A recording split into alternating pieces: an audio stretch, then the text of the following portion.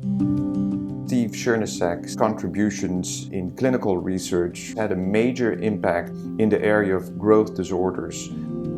He became an authority in the genetic and molecular basis of short stature due to growth hormone or IGF-1 deficiency or their actions in the entire spectrum of this disorder. And really cared about his patients and families. That really speaks volumes to what effect he's had on the pediatric endocrine community.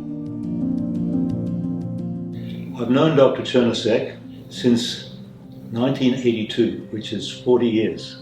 It was an opportunity to recruit another faculty member, and we chose Dr. Chernausek because we felt that he would be a good fit. We sat in each other's office and discussed difficult problems I might be puzzled at and he could figure it out. I have known Steve Chernausek since the early 1990s during his sabbatical at the University of North Carolina, Chapel Hill. We had mutual interest in growth disorders and also became good friends. Steve has always been a formidable person to work with. Of course, the strongest area of collaboration for me with Steve relates to our clinical studies with patients who have growth hormone resistance. He's not only highly educated, but he also brings his knowledge to everybody around him. He was a great program director at Cincinnati Children's Hospital before he left for the University of Oklahoma, and I know that he had a major impact on the people in the division there. I met Steve in 2003 when I started my fellowship here at Cincinnati Children's Hospital. So he was in charge of 6 of us, and he's really personable and laid back, and he was a tremendous fellowship director. We all learned a ton from him, and I feel like I've really modeled my teaching and how I approach my trainees very much after how he taught all of us. And the patients loved him, the families loved him, and everything he gave to them and gave back.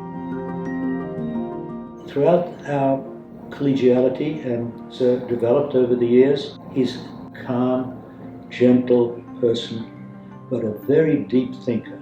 For Steve, there's no such thing like a truth. All truths are honest truths. Steve definitely deserves the Robert Blizzard Award because of the major contributions he made to the science related to growth disorders, to ultimately bring recombinant human IGF-1 to FDA and EMA approval and to the therapeutic level. Second, Steve was the senior author on the first paper that made the link between intrauterine growth retardations and abnormalities of the type 1 IGF receptor.